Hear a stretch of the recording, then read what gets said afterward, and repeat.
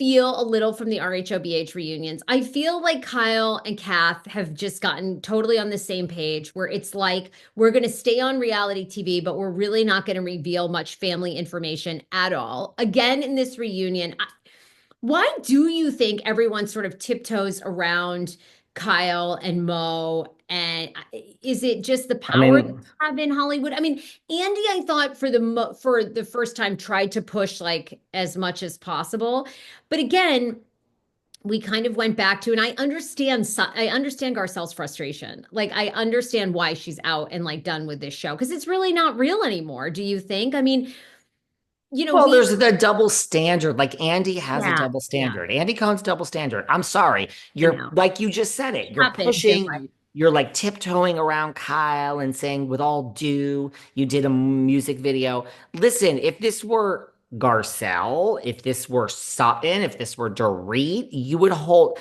Erica. You might go a little easier on Erica. He would hold their feet to the fire. Garcelle, Dorit, Sutton, Andy would be like, I don't get it. No, this is not okay. What do you? No, there's a double standard by Mr. Cohn with Kyle. I mean, again, right? They played the footage from last year. It's obvious she's insinuating that Mauricio cheated on her. And I think she talked more about it, right, this season that they got married so early and now he's really in that phase in his midlife crisis or whatever you want to call it. Famous, Famous, filthy, fucking money. rich. And he missed out on hooking up with random chicks and partying and all that stuff. Mhm. And now he wants to do it. And whether he didn't fight for her or he didn't know how, he didn't, and they're done, right? And she's pretty much over it, it sounds like. Here's some tea. Listen, it just comes up. Like I don't plan these things, but like the night that I hung out with PK back in September, he did say to me, he's like, I'm not. He's like, what did he say? Sorry, PK, but these things just come up. I got to talk here. He said, I'm not Mauricio. Basically, he was saying, like, people Got it. associate the two of Yeah. us together. We are friends. Yeah, I'm just seen, he was just seen with some girl in New York. PK was just standing there. Like, PK made it clear to me, I'm not Mauricio. I'm not out all night. I'm sober now. I'm not out with a different girl. And I believe him. I believe it. Like the two are not the same. PK is not out carousing around. I mean, Mauricio is being spotted by Rinna and Erica Sure. at the chateau, making out with a girl and this and that. Yeah, Mo is sowing his oats. It'll be a different girl every year. I mean, has anyone seen the same girl? 3 weeks in a row? Mo is smoking the pot, drinking, and listen.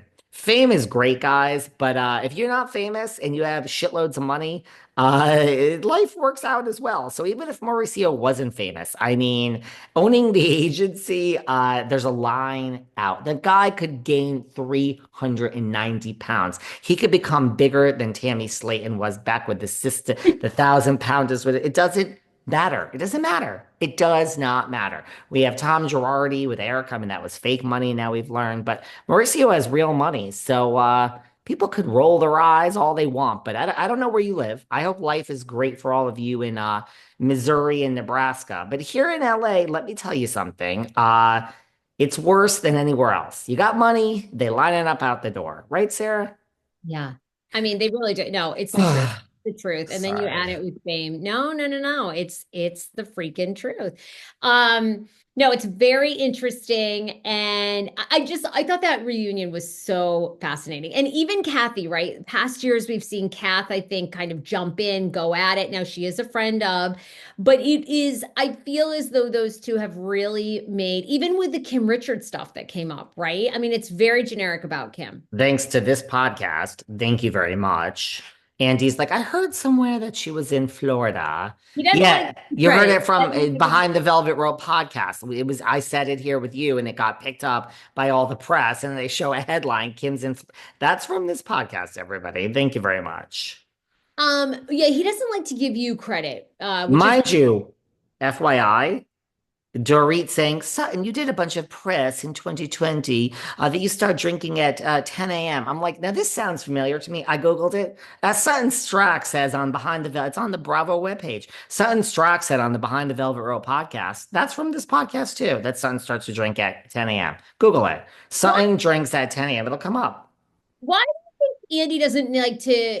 Well, they did show your podcast, didn't they? Show you Why? for Salt Lake. Why? Because I truly don't give a shit and I don't kiss ass. And my loyalty is towards these listeners, not fucking Bravo. And so basically, any chance they get, they're just not going to credit you because they just don't want to give you any likes. They want it all for their own network, and they know that you'll, post any truth. It doesn't matter, and so And they're it is true. Like when they say Sutton said that she starts drinking at 10 a.m. and they show the Bravo webpage.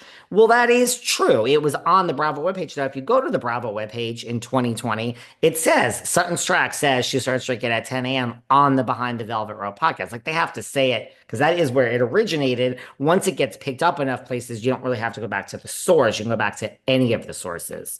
You know how the media works. I do. It's just so funny because I feel like I recently, I I don't, have to reissue that chat with Sutton and be you like, should. you'll hear it. It's the quote is there. I'll post the thing. No, because I feel like I was tuning in to Watch What Happens Live or another reunion with Andy recently, and he mentioned like another podcast that, like he shouted out another podcaster that I'd never Mhm. heard of. And I'm like, why don't they ever mention David? But they, Well, it's how do I put this? Everyone's happy for you on the way up. And no one's there when you're so it's I mean look, no ego. I'm just too big. They're just now they want the little guy in the corner. Let's help that podcast out. And that's guess what? Guess what? no, it's a level of threat. You're a threat because you have so many Hmm. downloads and people tune in. And so they are there. That's why. I mean, if you're a teeny little podcast, Hmm. they are going to shout you out because you're right, Hmm. right? They want to. But then you get to your space and they're like, they're not going to give you any more love because they know if they do, that is taking away from their audience. And let me tell you something, guys out there listening. Don't ever dim your light for someone else. Don't ever dim your fucking light for some corporation. Don't You don't don't, go in the corner and make yourself small. No. You toot your own horn as loud as you want, and you be proud of your accomplishments, guys. Don't dim your light for someone else. so don't dim your light for Yeah. one in Bravo. Don't dim your light for anyone. Okay. All right. You I be got you. And by the way, secure enough to not need a fucking shout out. I need you to listen to the podcast and download the fucking episode. That's all Well, I okay, want. to wrap up reunion, RHOBH reunion, which I was so fascinated. What Yes. did you make of? Did you think it was unprofessional of Garcelle not to take a photo? I understand Garcelle's frustration, She man. was getting mad. Or I mean, she was, listen, it's What do you kind of think? like right now, everybody who's sitting at their desk. It's like, this is what I love about life. Like, we all work during the day. There's all, constructs to work and this and that. So, like, to the person who's sitting at your desk right now and you have your new job for $50,000